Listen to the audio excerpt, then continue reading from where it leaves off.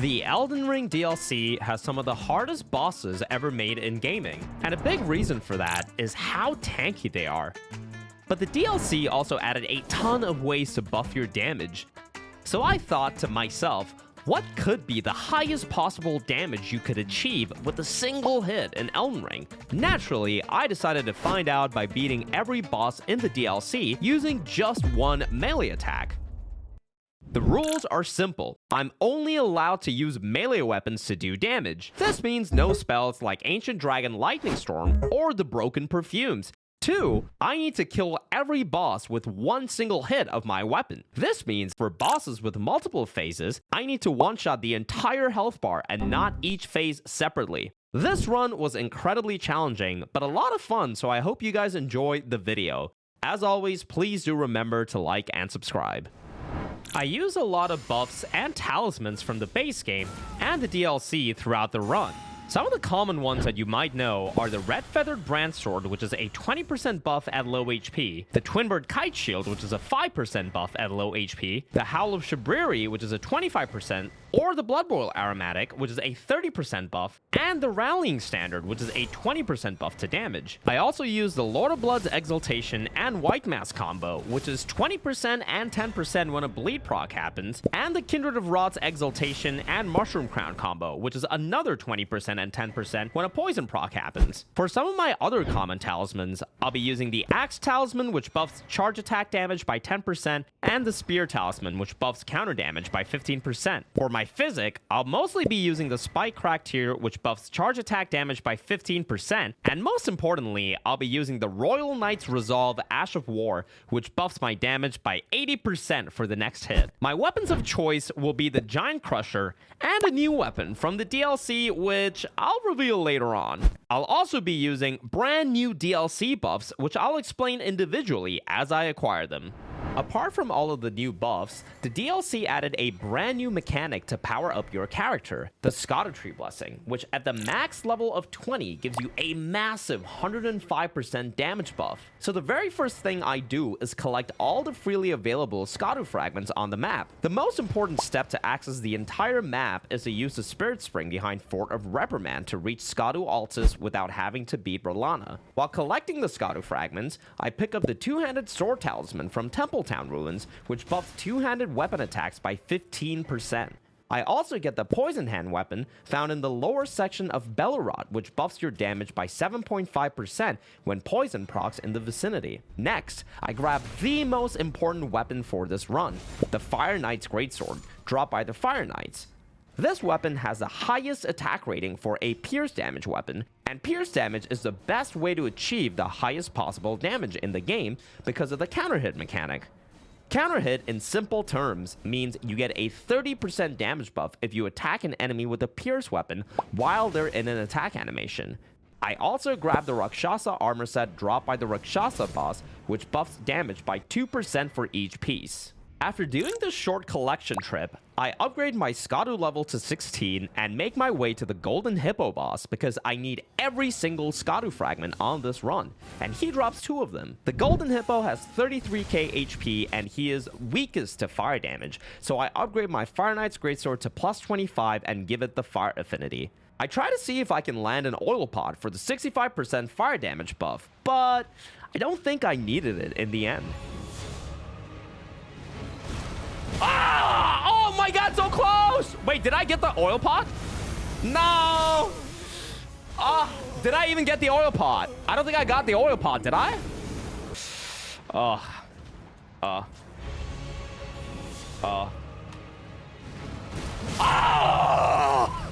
Get the fuck out of here. Get the fuck out of here, bitch.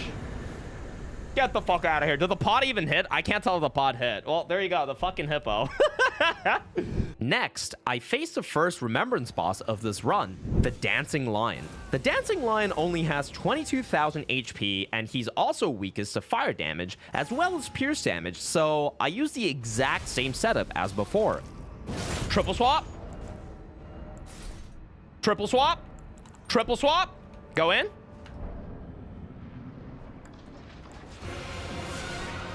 Jump at me. Yes! Oh, shit! as expected, I almost kill him on my first attempt, but it turns out I didn't equip the Lord of Blood's talisman, so I was missing around 20%. Surely I get him on the next attempt.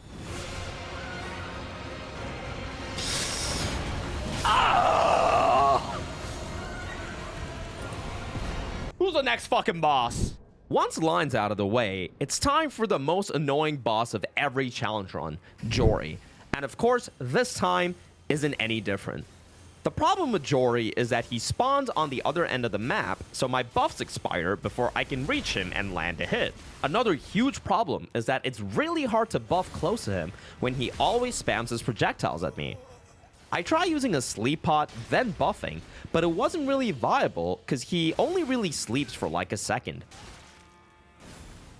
I did have some luck trying to buff behind these gravestones in the arena, but it was still way more complicated than it looked. He also has 30,000 HP for some reason, so I needed all my buffs to last long enough to be able to one-shot him.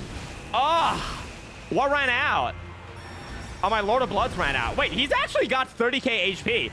Who the fuck said it was 23? Jory is really weak to fire, so I used a Fire Affinity Giant Crusher instead because of its higher fire AR, and eventually I was free. Oh, dude, almost! Almost! Oh, shit, okay, we can do that. We can do it. Easy. Fuck it easy.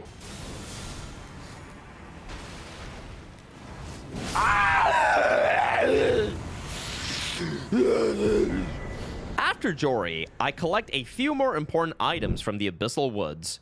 First, the Matting Hand weapon dropped by this invader, which buffs damage by 7.5% when madness occurs in the vicinity. Then, I grab these two fragments from the church and collect another important talisman dropped by these madness enemies, who, if you didn't know, can be killed if you parry them first.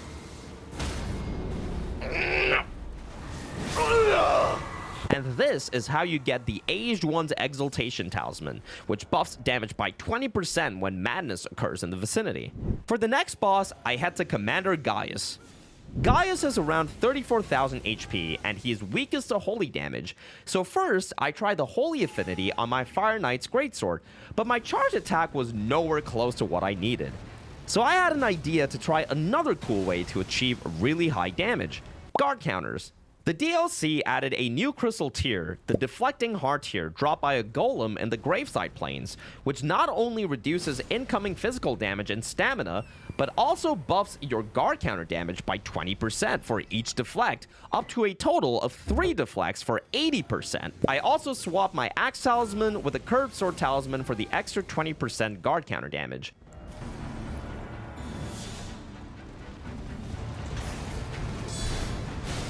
Oh my god!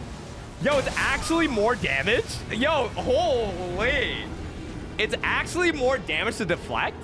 With this new setup, my damage was higher than before, but still not enough, so I had to pull out the big bonk again, the Sacred Affinity Giant Crusher, because of its higher holy AR.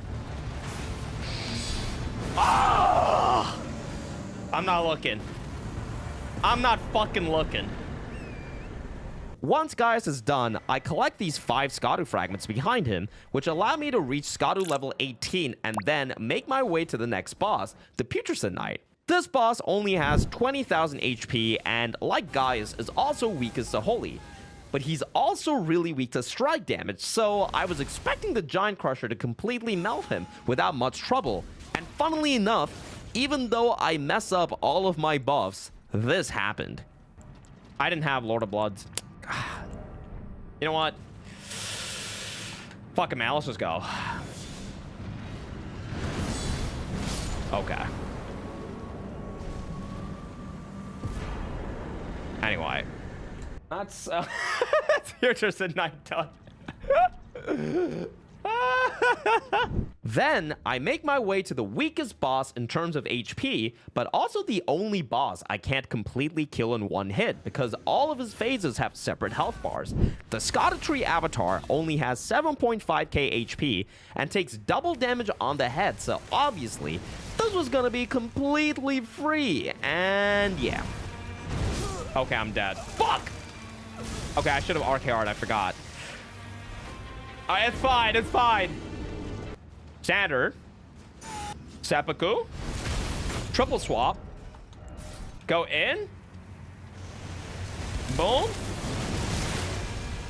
Ah, I missed. Easy. Easy fucking game. Go back. Boom.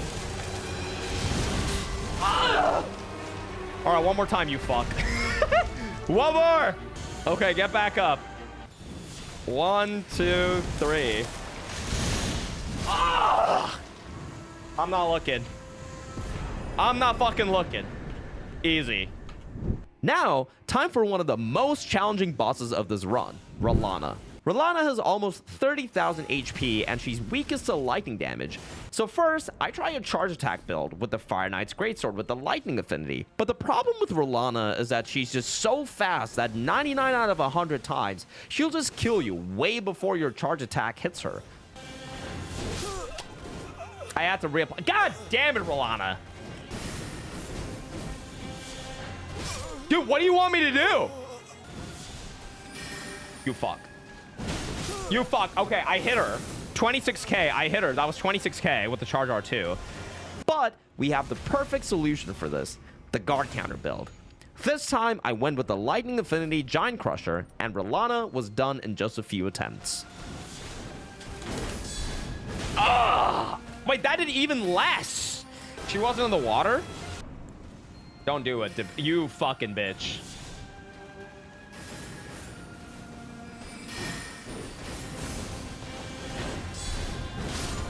Get fucked.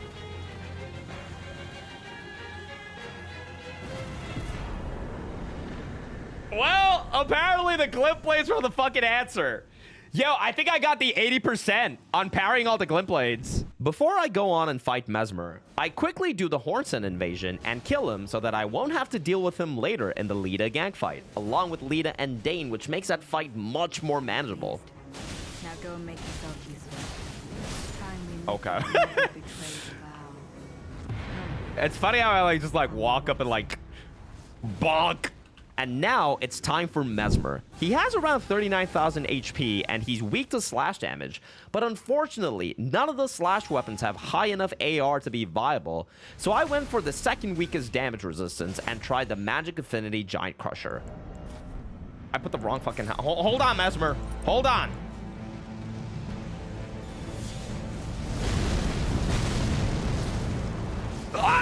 Oh, shit, 24k on magic?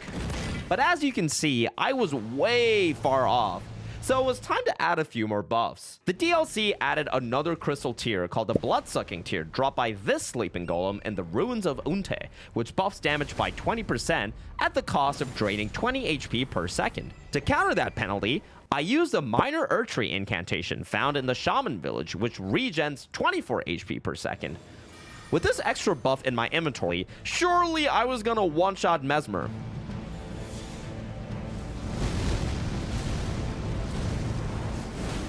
But no, I did even less damage this time because some of my buffs expire. I had my doubts whether this build was gonna one-shot him, so I decided to change to the Fire Knight's Greatsword and land a counter hit, which, as I explained earlier, gives you a 30% pierce damage buff if you attack the enemy while they're in an attack animation. So basically, I have to attack Mesmer while he does his opening attack, but landing that counter hit felt almost impossible because he would always kill me before my attack hit him, and I needed to stay at low HP to get the 20% damage buff from the Red Feather Talisman. In the embrace! Oh, I'm fucking dead.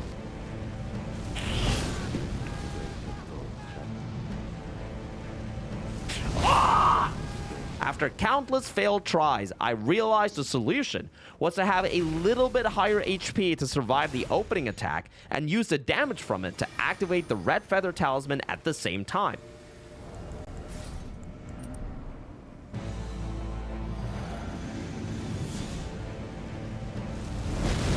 But the damage was still not enough. Finally, it was time to do some extreme hot swapping with my menu. To put it simply, once you proc a temporary buff like Bleed or Madness from their respective talismans and headpieces, you can swap to a different talisman, but keep the buff active. That way, you can have buffs from 8 different talismans while only having 4 slots. So this time around, I decided to add the Madness buffs to my buff routine, and this was a result.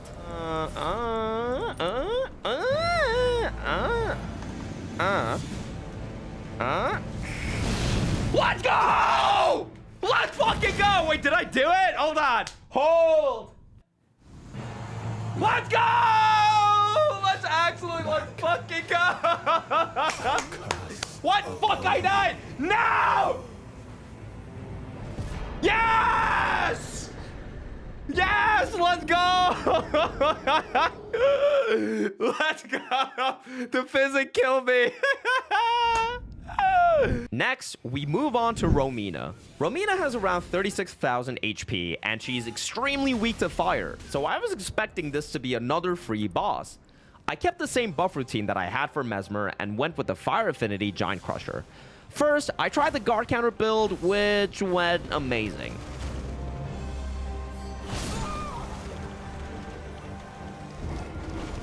Anyway, the Charge R2 build with a Giant Crusher took her down on the next attempt.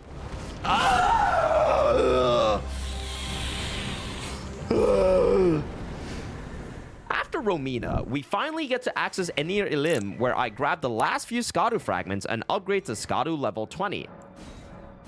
The Lita gang fight presented some complications. The fact that you have to go through a loading screen first means that you can't keep any of your buffs active, and you don't get much time to buff inside the arena because these NPCs never stop chasing you around.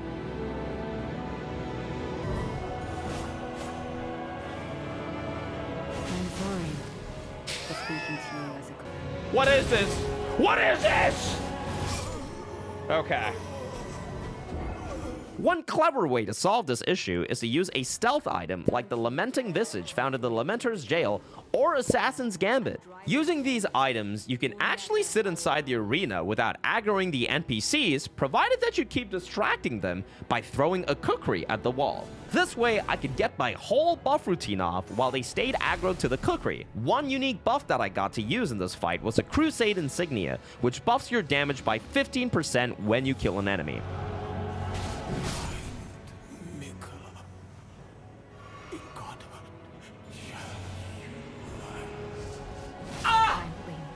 Let's fucking go! Bitch. Alright, that's what we wanted. That's what we wanted. Okay. Next, we head to Meteor. Meteor has around 43,000 HP, and she's weakest to slash, but again, we don't really have a good slash weapon, so I tried the next best thing, the Occult Giant Crusher, which has the highest physical AR in the game. The important thing to know about Meteor is that she takes 50% more damage if you hit the belly at the front. On my first attempt, I managed to land the hit at her weak spot, but I was just short. On the next attempt, I add one more buff, the Poison Hand and the Mushroom Crown, which should be enough to one-shot her. Well, if I can hit her weak spot. You bitch! Oh, God.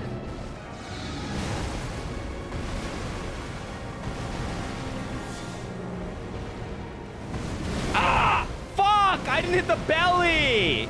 You fuck!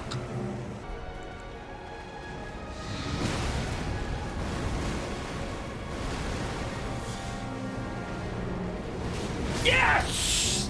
Let's go! Let's go! The fuck! Yes! Oh, we're fine. I forgot again. The fucking physics. Let's go. Next, we move on to the tankiest boss in the game, Midra. On a casual playthrough, Midra might seem like he's very squishy because you get to stagger him so much because of his low poise, but for a one-shot run, he does have the highest amount of HP in the game at 47,000, and his weakness is also slash, so again, we have to go with the Occult Giant Crusher. A significant problem with Midra was his first phase grabbing me as I was buffing, and having to kill this phase also wasted most of my buffs. Stop! Oh my god, I lost my buff, you piece of shit. I lost Lord of Blood. God damn it. The solution to that problem was to basically throw a rock at his face from far away so I could keep all my buffs active, and this also gives me the Crusade Insignia buff. This attempt, I blame the game because somehow my RKR buff didn't activate in time because of the cutscene. You fuck! How did I not get it? Dude, what? The cutscene, I got scammed. I heard it. I fucking heard it. Dude, how can I be faster than that? How do I be faster than that?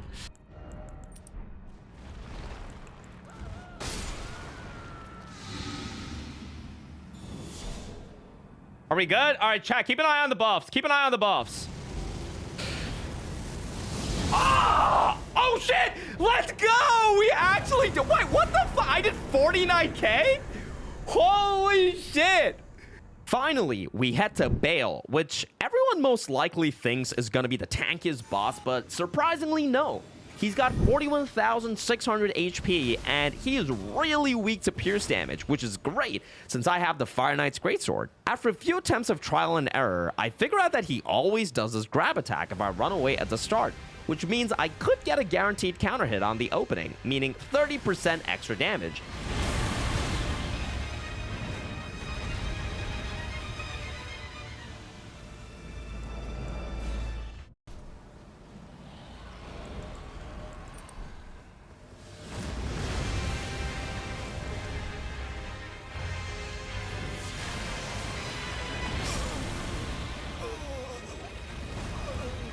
Tree issue.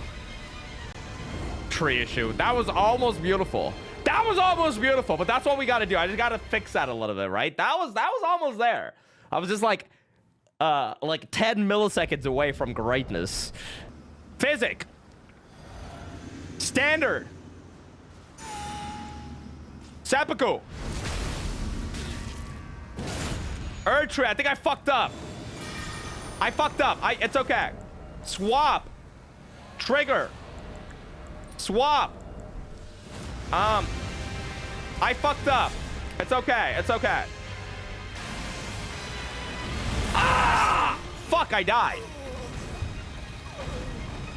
I was still missing some damage here, so I used a Sacred Bloody Flesh, which is a unique body buff that gives 7% bonus damage on consumption and another 18% bonus damage when bleed occurs in the vicinity. And the great thing is the 18% buff doesn't get replaced by another body buff, so you can use the Blood Boil Aromatic and have both buffs active if you use the flesh first. Ah! Let's go! There it is! There it is! The Bale one-shot!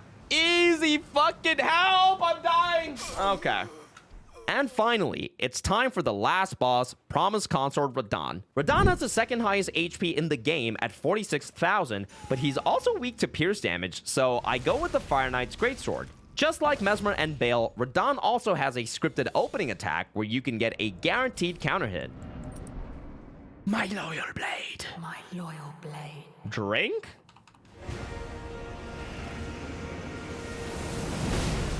Okay, all right, this is gonna be so free. That's almost there, man. All right, we can do it. Okay. Here, I decide to go and get another new talisman in the DLC, Saint Trina's Smile, which you get from defeating Theolier after talking to Saint Trina a bunch of times. This talisman buffs damage by 20% when sleep occurs in the vicinity. Good. Into the Quattro. Ah! What? Seppuku? Swap. Go through. Change. My loyal blade. I'm ready. And champion of the festival. Oh boy. Here we go. Two-hand. RKR. Charge R2. Ah! Ah! After using all the buffs I could think of, I managed to hit Radahn for 93,000 damage, but I really wanted to hit 100k. My first thought was to use the Winged Greathorn, which instead of buffing me, it debuffs enemy defenses by 15% if they're standing in its mist. Initially, it didn't seem viable because my hit would connect with him before he got the debuff from the mist. The solution to that problem was just to delay the counter hit by hitting him on the second attack instead of the opener. But that presented yet another problem. My buffs were running out. Ah! Fuck, what? Shit. Two-hand. Roll. RKR. What? The final solution was to cancel my Rallying Standard animation with the Madness animation, and the Madness animation with the Sleep animation, so I could save around 2 seconds by proccing 3 buffs all at once. And after all of that was figured out, this was the final result.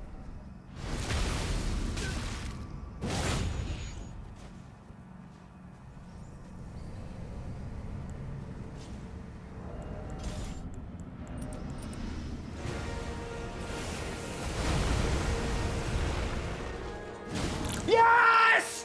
Let's fucking go! Let's go! Let's fucking go! Let's go!